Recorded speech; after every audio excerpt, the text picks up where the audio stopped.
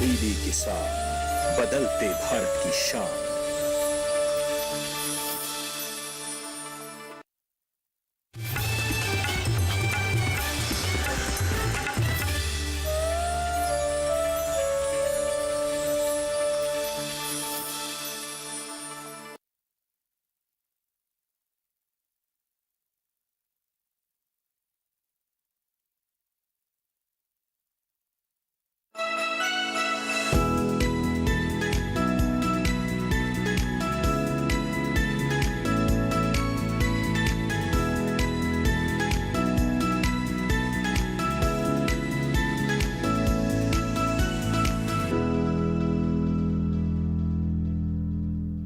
नमस्कार, आप देख रहे हैं दूरदर्शन किसान कृषि दर्शन कार्यक्रम में आप सभी का स्वागत है। मैं हूं अदिति शर्मा।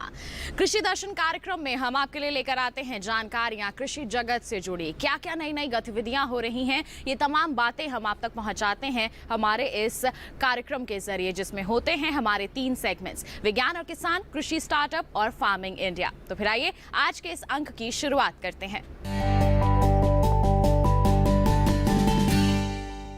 आइए कार्यक्रम की शुरुआत करते हैं विज्ञान और किसान सेगमेंट से। हमारे काफी पशुपालक भाई मछली पालन से जुड़े हुए हैं और इससे अच्छा मुनाफा भी अर्जित कर रहे हैं, लेकिन इसमें अगर समय समय पर बदलाव किया जाए तो ये और भी फायदे का सौदा साबित हो सकता है। आज हम खासतौर पर आपको बताने वाले हैं पिंजरा संवर्धन के बारे में, किस तरह से ये मछली पालन के क्षेत्र में फायदेमंद साबित हो सकता है सभी के लिए। आइए जानते हैं।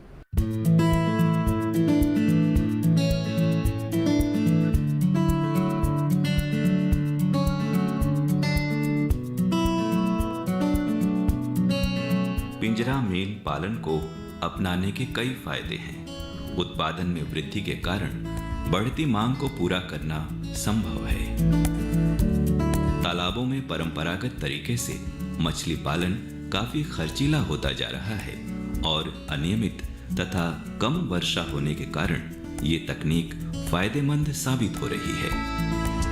पिंजरे स्टील या फाइबर फ्रेम के होते हैं जिसमें छोटे छोटे छेद बने होते हैं। इन छेदों से पानी बाहर भीतर आता जाता रहता है और पिंजरे में संचित मछलियां बाहर नहीं जा सकती हैं। सिंथेटिक जाल पानी में लंबे समय तक रहने के बावजूद सड़ते गलते नहीं हैं। पिंजरा मछली पालन का सबसे बड़ा लाभ यह है कि छोटे क्षेत्र में मछलियों की सघनता बढ़ जाती है, जो सामान्य तालाबों में संभव नहीं है। पिंजरे में पलने वाली मछलियों को जलाशय का बहता पानी और प्राकृतिक पोषण आसानी से मिल जाता है। बहते हुए पानी से कुदरती भोजन की उपलब्धता, मछली व्यर्थों का निस्तारण, घुलित ऑक्सीजन, खनिजों की लगातार पूर्ति पिंजरा मछली पालन की विशेषता है। पिंजरे तैरते हुए या स्थिर भी हो सकते हैं। पिंजरे के निचले तल की ऊंचाई जल क्षेत्र की तलहटी से कम 2 फुट ऊपर होती है। पिंजरे में सभी भारतीय मेजर कॉर्प मछलियों के साथ ही सिंगी, मांगुर, सौल जैसी मछलियों का भी पालन किया जा सकता है। पिंजरा मछली पालन तकनीक सभी तरह की मछलियों के पालन के लिए उपयुक्त पाई गई है। उत्तर प्रदेश के जनपद सोनभद्र में रेणुकूट के समीप स्थित पिपरी में बने रिहंद बांध के विशाल जलाशय में पिंजरा मछली पालन पायलट प्रोजेक्ट के रूप में शुरू किया गया। पंत सागर के नाम से विख्यात रिहंद जलाशय से लगे डोगिया नाला के पास के हिस्से में पिंजरा मछली पालन किया जा रहा है। रिहंद जलाशय के डोगिया नाला क्षेत्र में इस समय कुल 56 पिंजरे में मछली पालन किया जा रहा है। सभी पिंजरे 6 मीटर लंबे, 4 मीटर चौड़े और 4 मीटर गहरे साइज के हैं। 56 पिंजरों में से 8 पिंजरे रियरिंग पिंजरे हैं और 48 पिंजरे ग्रो आउट पिंजरे हैं। 8 रियरिंग पिंजरों में मत्स्य अंगुलिकाएं डाली जाती हैं और जब वे 100 मिलीमीटर के ऊपर हो जाती हैं तब उन्हें अच्छी बढ़वार के लिए ग्रो आउट पिंजरे में डाल दिया जाता है। रिहंद जलाशय में फिलहाल मछलियों की 3 प्रजातियों का पालन किया जा रहा है।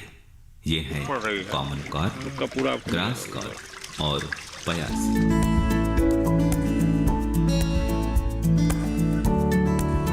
पिंजरा मछली पालन प्रणाली में पयासी मछलियों की बढ़वार काफी अच्छी पाई गई है। पयासी मछलियां बहुत जल्द लगभग 1 किलो की हो जा रही। आइए अब कार्यक्रम में अब आपको बता देते हैं कृषि कैलेंडर के बारे में। अक्टूबर माह में पशुपालन से संबंधित किस तरह के कार्य करने की जरूरत है, आइए जानते हैं। अक्टूबर माह में पशुपालन संबंधी कार्य। इस माह में सर्दी का मौसम शुरू हो जाता है, इसीलिए पशुओं के सर्दी से बचाव का उचित प्रबंध करें। सर्दी के मौसम में अधिकतर भैंस ताव में आती है, इसीलिए भैंस के ताव में आने पर समय से गाभिन करवाएं। भैंस ब्याने के 60 से 70 दिनों तक ताव में नहीं आए तो नजदीक के पशु चिकित्सक से जांच करवाएं। भैंस या गाय को समय से ताव में लाने के लिए खनिज मिश्रण अवश्य खिलाएं। फिर से कर लेती हूँ। पशुओं को परजीव से बचाने के लिए पशु चिकित्सक की सलाह से दवाई का छिड़काव नियमित करें। अधिक चारा लेने के लिए बरसीम फसल की उन्नत किस्में BL10, BL22 व BL42 की बिजाई इस माह अवश्य कर लें। जई फसल से अधिक चारा लेने के लिए उन्नत किस्में OS6, OL9 या कैंट की बिजाई माह के मध्य में शुरू करें। इसी के साथ कार्यक्रम में वक्त हो चला है एक छोटे से ब्रेक का। आप कहीं मत जाइए, जल्द ही हाजिर होंगे। बने रहिए दूरदर्शन किसान पर और देखते रहिए हमारा खास कार्यक्रम कृषि दर्शन।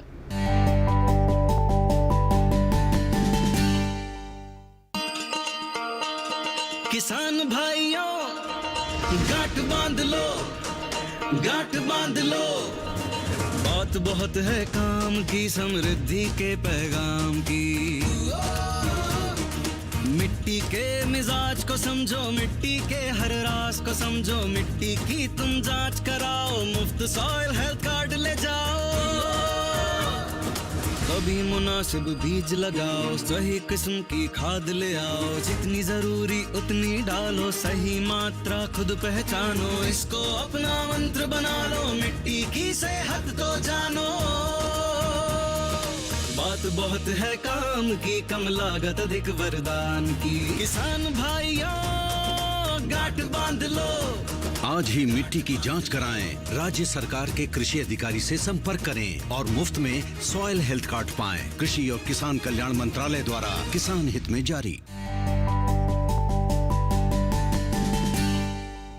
ब्रेक के बाद कृषि दर्शन कार्यक्रम में आप सभी का फिर से स्वागत है। अब कार्यक्रम में वक्त है कृषि स्टार्टअप सेगमेंट का, जिसमें आज हम आपकी मुलाकात करवाएंगे पद्मश्री पुरस्कार से सम्मानित मछली पालक सुल्तान सिंह जी से। जी हाँ, ये करनाल के रहने वाले हैं और अच्छे स्तर पर मछली पालन कर रहे हैं और साथ ही साथ दूसरों को भी प्रेरित कर रहे हैं। आइए करते हैं इनसे मुलाकात, जानते हैं क्या है इनकी कहानी और इनसे प्रेरणा लेते हैं। 1982 से मैंने ये काम शुरू किया था। उस टाइम जब मैंने काम शुरू किया तो मेरे घर वाले भी बहुत नाराज़ थे। उस टाइम मुझे काम करने नहीं दे रहे थे, क्योंकि ज़िम्मेदारों के अंदर ये काम नहीं आता था। आज से 36 साल पहले की बात बता रहा हूँ मैं। तो इस काम को अच्छा ही नहीं मानते थे। तो मैंने अपने गाँव का तालाब पट्टे पर लिया था और वो मैंने चोरी छुप पे अपने घर से लिया था 500 रुपये लीज पे। तो जो आज शुरुआत है मेरी, वो 500 रुपये से शुरुआत है ये। और उसके बाद फिर मैंने आसपास के कोई 10-12 गांव थे जो मेरे पास, क्योंकि हरियाणा के अंदर एक हमारा सिस्टम है, हर गांव के अंदर एक तालाब पशुओं को पानी पिलाने के लिए रहता था, वो किसी काम नहीं आता था। तो उसके अंदर हम कुछ भी चीज़ें मतलब और नहीं कर सकते। तो मेरे दिमाग में आया भी इसमें मछली क्यों नहीं पाली जाए। तो पट्टे पे मैंने 500 रुपये लेके उसमें मैंने NDRI करनाल से इसका बीज लेके उसमें डाला। तो पहले साल ही मेरा उसमें 22,000 रुपये खर्च हुआ और मछली जब मैंने उसमें 1 साल के बाद निकाली तो 1,62,000 की निकली। तो 1982 में 1,62,000 रुपया वो मेरे लिए 1 करोड़ के बराबर था। तो उसी 1,62,000 से ये जितना भी आज 30 एकड़ में मेरा ब्रीडिंग फार्म देख रहे हैं ये है, और ये प्रोसेसिंग यूनिट जो लगाई है मैंने उसी पैसे से, और ये जो RS लगाया मैंने उसी पैसे से लगाया। जो 1,62,000 रुपये मेरे पास उस टाइम आया था, तो उसने मेरा एक तरह से 100 करोड़ तक का काम किया है। क्योंकि इतना बड़ा इंफ्रा सिस्टम मैंने जो लगाया है, ये मैंने घर की मदद से नहीं लगाया, कुछ मैंने बैंक की मदद से लगाया, कुछ मैंने खुद मछली में कमा के लगाया। तो इस तरीके से ये मैंने इतना इंफ्रा खड़ा किया है। तो उसके साथ जब मैंने ये काम शुरू किया तो धीरे धीरे मेरे लोग आने लगे, वो मेरे से इस बात को समझने लगे, क्योंकि उस टाइम नॉर्थ इंडिया में ये तो वेजिटेरियन स्टेट थी, इसमें कोई मछली भी नहीं खाता था, और पालने की बात छोड़ दो आप, तो बिल्कुल पसंद नहीं करते थे। तो इस तरीके से फिर ये जब देखा ना मैंने भाई ये मछली सुल्तान सिंह तो बहुत आगे निकल गया, तो आज मेरे गांव के कम से कम 100 लड़के जो बेरोजगार थे और जो SC कास्ट के थे, आज मेरे गांव में जो जिम्मेदार लोग हैं उनसे अच्छे उनके मकान हैं, उनसे अच्छे उनके बच्चे स्कूलों में पढ़ रहे हैं, और वो आज एक हाई लेवल की सोसाइटी में बैठने योग्य हो चुके हैं। यानी तरक्की का रास्ता, हाँ, तरक्की जो का आपका रास्ता था आपने वो रास्ता दिखाया। जो उन्होंने मेरे से यहाँ के, वो मेरे पास ही खुद काम करते, लेबर का काम करते थे जी। 3-3 हज़ार में 2,500 में उन्होंने मेरे पास लेबर की है। आज वो लोग अपनी आज फॉर्च्यूनर गाड़ियाँ लेके आज हमारे गांव के अंदर सबका बड़ा, सबसे बड़े एरिया में, मतलब इस चीज़ में बहुत बड़ा नाम है भाई, सुल्तान के इतने लोग, सुल्तान के गांव संपन्न परिवार में वो विकसित। हाँ, वो संपन्न एक तरह से इतने संपन्न हो चुके हैं जी। कई फार्मरों के बच्चे तो आज कनाडा में उनके पढ़ रहे हैं, तो इससे ज़्यादा संपन्न तो मैं कह नहीं सकता। बिल्कुल सुल्तान जी, जैसा आपने बताया कि किस तरीके का सफ़र रहा, लेकिन शुरुआत में चुनौतियां भी रहीं, और अब आज के समय में केंद्र सरकार और राज्य सरकारें काफ़ी मदद करती हैं, आगे आती हैं। उस समय क्या इतनी सुविधाएं मिल पाती थी? सर उस टाइम की अगर हम बात करें तो उस टाइम ना के बराबर हमारे को सुविधा थी। हमने तो 20 साल तक कोई सुविधा का नाम ही नहीं देखा। सुविधा क्या चीज़ होती है? गवर्नमेंट की तरफ से कोई हेल्प मिल सकती है, बैंक की तरफ से कोई हेल्प मिल सकती है, तो उस टाइम बहुत धक्के खाने पड़ते थे हमें। तो लोन लेने में भी हमें, अब मान लो जब जैसे मैंने प्रोसेसिंग यूनिट लगाया तो 1 करोड़ का लोन लिया था, मेरे को 1 करोड़ रुपया घट रहा था, तो उसके अंदर मैंने 20 एकड़ लैंड मेरी, उन्होंने जितनी भी मेरी लैंड थी, बैंक वाले क्या करते थे, जितना उसके पास अपना सिस्टम होता था उसको सारे को गिरवी रख के तब वो 2 रुपये देते थे। तो आज मैं तो मोदी साहब का शुक्रिया अदा ये करूँगा कि उन्होंने इन चुनौतियों को देखते हुए और जो प्रधानमंत्री संपदा योजना बनाई है तो वो किसान के लिए एक वरदान साबित होगी, और किसानों को इतने धक्के नहीं खाने पड़ेंगे जितने हम लोगों ने खाए हैं, क्योंकि हमारे सामने बहुत चुनौतियां थी। आज के टाइम में जब से बीजेपी सरकार आई है तो इन फार्मरों के सामने किसी प्रकार की कैसी भी कोई चुनौती नहीं है। ये तो जाए बैंक से पैसा ले, डिपार्टमेंट से सब्सिडी ले और हमारे से सीड ले, तो ये तो मछली पैदा करने में इनको तो कोई प्रॉब्लम नहीं है। जितना भी स्ट्रगल किया तो हम लोगों ने किया है।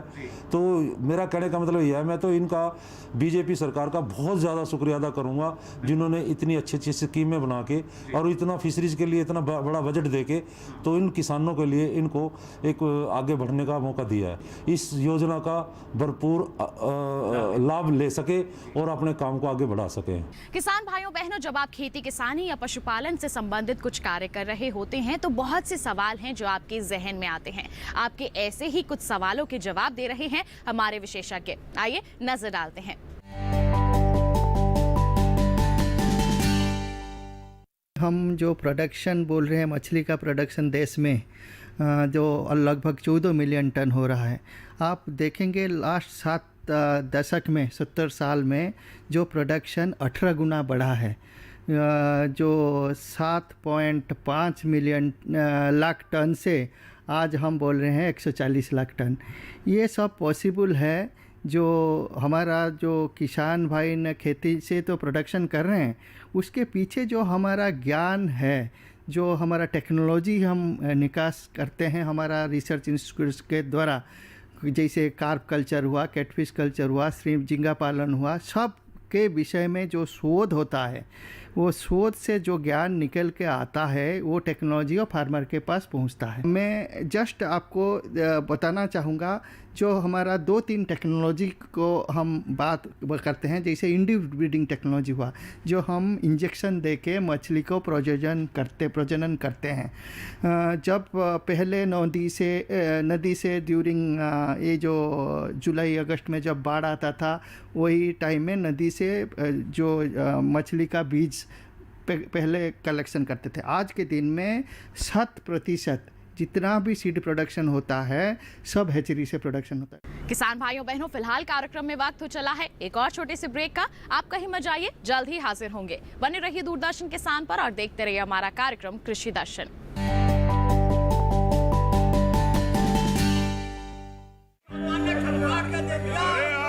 सारी फसल अच्छी होगी भाई।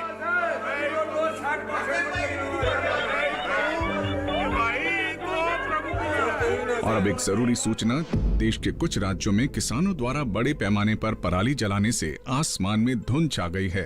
लाखों लोगों को सांस लेने में तकलीफ हो रही है।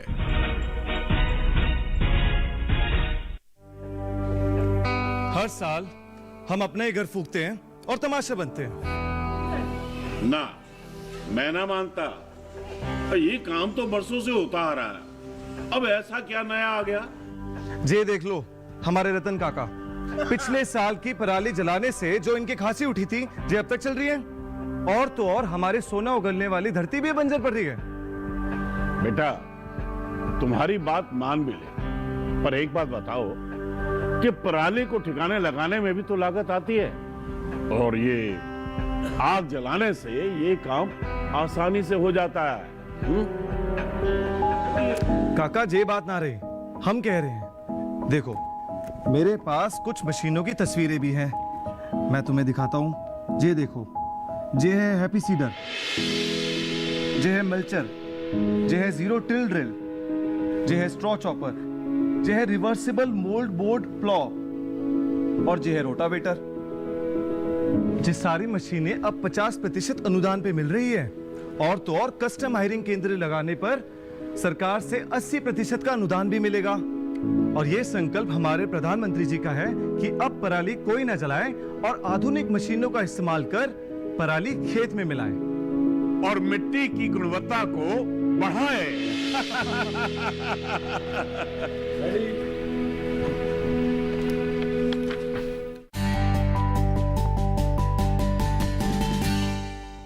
ब्रेक के बाद कृषि दर्शन कार्यक्रम में किसान भाइयों बहनों आप सभी का फिर से स्वागत है। अब कार्यक्रम में वक्त है फार्मिंग इंडिया सेगमेंट का, जिसमें आज हम आपको बताएंगे पराली प्रबंधन के बारे में। पराली प्रबंधन आज के समय की बहुत बड़ी मांग है। जी हाँ, इसको बेहतर तरीके से करना बेहद जरूरी है, अन्यथा न केवल हमारी खेत की मिट्टी से प्रभावित होगी बल्कि पर्यावरण भी प्रदूषित होता है। इसलिए जरूरी है कि आप इसे जलाएं नहीं बल्कि अन्य विकल्प अपनाएं, इसका अच्छी तरह से प्रबंधन करके अपने उपयोग में लाएं। किस तरह से आप इसका बेहतर उपयोग कर सकते हैं, आइए जानते हैं।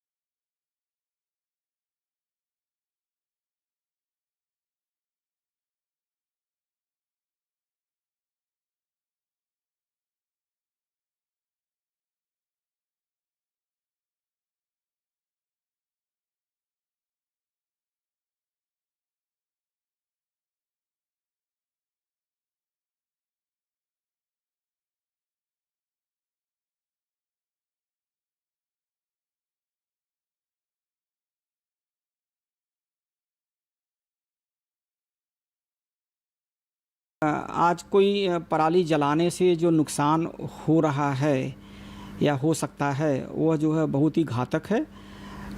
दो तीन प्रकार के नुकसान हो रहे हैं। एक तो ये कि जो भी जैविक पदार्थ उसे धान के पौधों से जो बन सकता है खाद के रूप में जो कि प्रयोग हो सकता है, उससे अगली फसल के लिए उर्वरक की कमी होगी।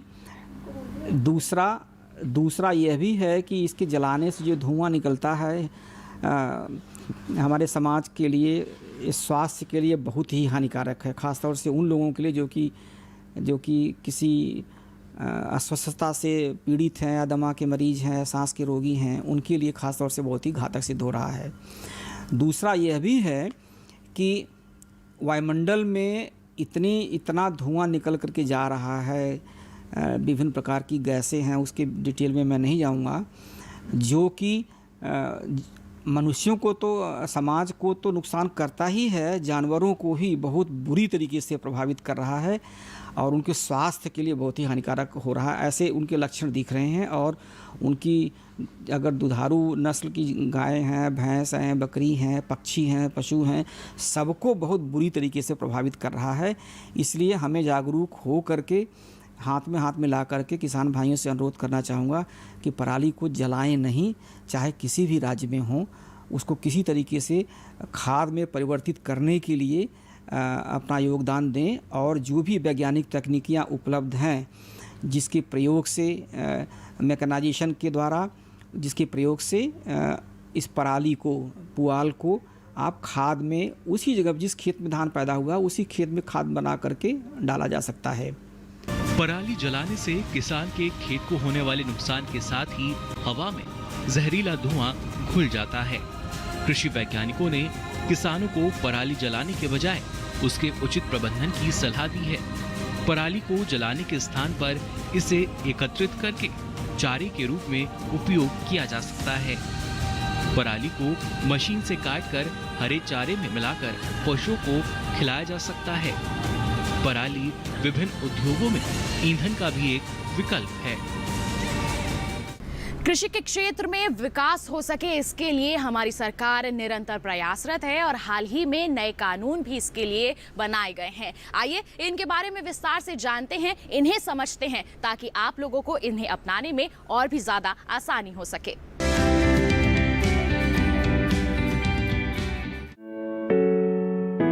भारत सरकार द्वारा हाल ही में 3 कृषि कानून बनाए गए हैं। ये कानून मंडी में सुधार, अनुबंध खेती और आवश्यक वस्तु संशोधन कानून से जुड़े हैं। इस कानून से खेती किसानी एवं किसानों के जीवन में आमूलचूल परिवर्तन होगा। अब किसान अपने उत्पाद को किसी भी राज्य में मंडी के अंदर या बाहर कहीं भी बेच सकता है। जो ये तीनों कानून आए हैं उसमें एक एक करके इन समस्याओं का समाधान करने का प्रयास किया गया है।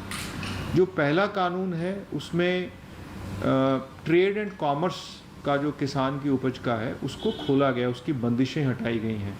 किसान अब नए कानून को आने के बाद मंडी में भी अपनी उपज बेच सकता है अगर मंडी में उसको अच्छा मूल्य मिले, पर मंडी के बाहर भी किसी वेयर हाउस से, किसी प्रोसेसर की फैक्ट्री के ऊपर, किसी अन्य राज्य के व्यापारी को जो बहुत अच्छा मूल्य दे रहा हो, या ई ट्रेडिंग प्लेटफॉर्म पे, इन सभी वैकल्पिक संस्थाओं में, वैकल्पिक व्यवस्थाओं में भी अपनी उपज को बेच पाएगा। जिसका अर्थ है कि जो पहले उसको सुविधा उपलब्ध थी, मंडी की सुविधा, एमएसपी पर बेचने की सुविधा, वो तो है ही, उसके अलावा अन्य विकल्प खुलने से अगर उसको अच्छा मूल्य किसी अन्य विकल्प से मिलता है तो वो मूल्य को ले पाएगा और ज़्यादा से ज़्यादा कीमत में अपनी उपज को बेच पाएगा। नई टेक्नोलॉजी भी आ पाएगी। ई ट्रेडिंग प्लेटफॉर्म अब सभी क्षेत्रों में आ गए हैं। हर चीज़ का जो व्यापार है वो अमेज़न जैसे प्लेटफॉर्म पे और फ्लिपकार्ट जैसे प्लेटफॉर्म पे होता है। तो कृषि उत्पाद जो किसान के हाथ में है उसका व्यापार क्यों ना ई ट्रेडिंग प्लेटफॉर्म पे हो, इसलिए ये सोचा गया कि ये व्यवस्था भी कानूनी तौर पर किसान को उपलब्ध कराई जाए। वो अब इस कानून में उपलब्ध कराई गई है। किसान के अधिकारों का सुरक्षित रखा गया है। उसकी पेमेंट समय पे हो, अगर उसकी पेमेंट में देरी होती है तो जो व्यापारी है उस पर दंड का प्रावधान हो। जो फसल बिकती है उसकी जो बिक्री का मूल्य है उसकी रसीद किसान को मिले। और अनेक ऐसे प्रावधान किए गए हैं जिससे डिस्प्यूट रेजोल्यूशन समय पे हो और किसान को उसकी उपज का ज़्यादा से ज़्यादा मूल्य प्रतिस्पर्धात्मक व्यवस्था में मिल पाए। कृषि के क्षेत्र में विकास के लिए निरंतर शोध कार्य किए जा रहे हैं और हमारे किसानों को घर बैठे ही खेती किसानी और पशुपालन से संबंधित जानकारियां मिल सके, इसके लिए नई ऐप भी तैयार की जा रही हैं। आज हम आपको बताने वाले हैं बफेलो पोष आहार ऐप के बारे में। क्या है ये ऐप, किस तरह की जानकारियां आपको इससे मिल सकती हैं, आइए जानते हैं। बफेलो पोषाहार एक शैक्षिक मोबाइल ऐप है जिसे ICAR-CIRB हिसार द्वारा ज्ञान प्रदान करने और भैंस मालिकों के लिए एक गाइड के रूप में विकसित किया गया है। ऐप संपूर्ण सामग्री को 6 अलग अलग खंडों में विभाजित करके भैंस पोषण के विभिन्न क्षेत्रों पर बुनियादी जानकारी प्रदान करता है। भैंस फीड प्रबंधन, चारा प्रबंधन और संरक्षण, बछड़ा चारा प्रबंधन, सामान्य पोषण की कमी, पशुओं में विषाक्तता, एप्लीकेशन वर्तमान में हिंदी और अंग्रेजी भाषाओं में उपलब्ध है। पूर्ण ऐप सामग्री में डाउनलोड सुविधा के साथ ऑडियो बैकअप है। आइए अब कार्यक्रम में नजर डालते हैं क्या कुछ खास है आज की ट्विटर प्लेट पर।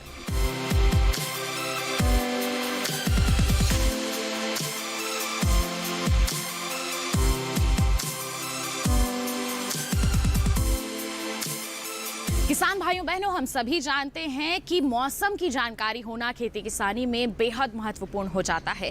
ऐसे में समय समय पर हमें जानकारी ले लेनी चाहिए ताकि उसी के अनुसार हम खेती किसानी के कार्य कर सके। कैसा रहेगा मौसम का हाल, आइए जानते हैं।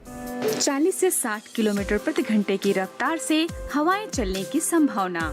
मौसम विभाग ने मछुआरों को समुद्र में नहीं जाने की सलाह दी है। 2 दिन मध्य महाराष्ट्र और कोंकण गोवा में बिजली चमकने के साथ तेज हवाएं चलने की संभावना जताई जा रही है। 2 दिन तेलंगाना और रायलसीमा में कहीं-कहीं जोरदार बारिश का अनुमान लगाया जा रहा है। किसानों के लिए बेहद जरूरी हो जाता है कि कड़ी मेहनत का बेहतर मूल्य उन्हें मिल सके और इसके लिए जरूरी है मंडी भाव की जानकारी होना। जब आपको पता होगा कि किस मंडी में किस तरह का भाव चल रहा है, तभी आप अच्छे दाम पर उसकी बिकवाली कर पाएंगे। तो आइए नजर डालते हैं मंडी भाव पर। गुजरात के जंबूसर मंडी में मक्के का भाव 1500 से 1700 रुपए प्रति क्विंटल दर्ज किया गया।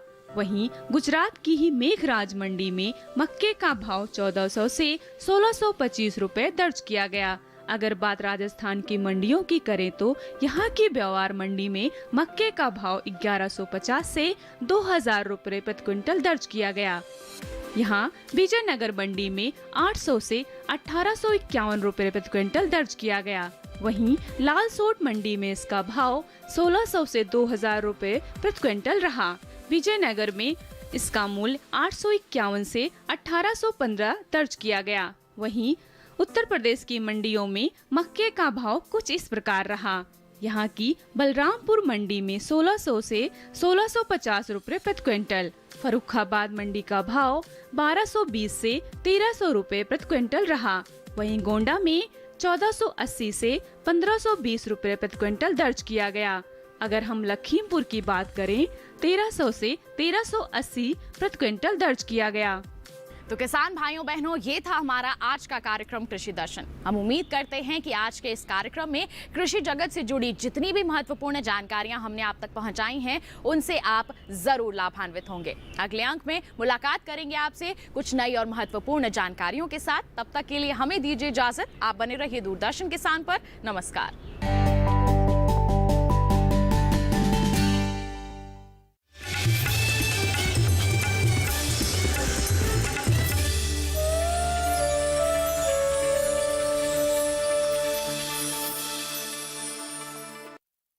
इस धरा की माटी